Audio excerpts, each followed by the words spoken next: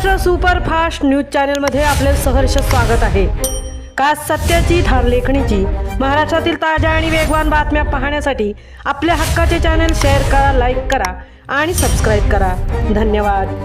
ठाण्यात पोखरण रोडवरील जवाहर नगरमध्ये भले मोठे झाड कोसळले, अनेक चारचाकी गाड्यांचे मोठे नुकसान।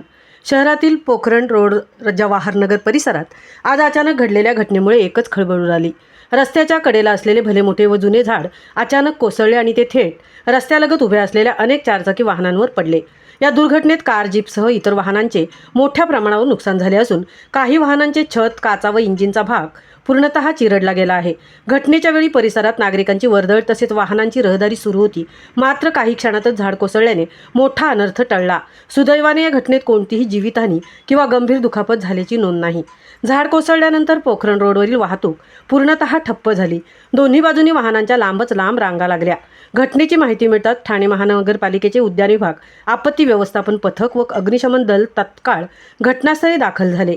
क्रेन व अन्य यंत्रसामुग्रीच्या सहाय्याने झाड हटवण्याचे काम युद्धपातळीवर सुरू करण्यात आले। स्थानिक नागरिकांनी याबाबत तीव्र संताप व्यक्त केला असून या भागात अनेक झाडे अतिशय जुनी व धोकादायक अवस्थेत आहेत असा आरोप नागरिकांनी केला आहे। वारंवार तक्रारी करूनही संबंधित विभागाकडून दुर्लक्ष होत असल्याने अशी घटना घडल्याचे नागरिकांचे म्हणणे आहे।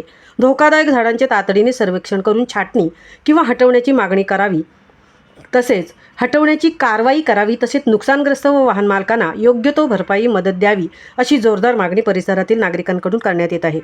महाराष्ट्र सुपरफास्टसाठी सीताराम कळंबे, तृप्ती भोईर, ठाणे।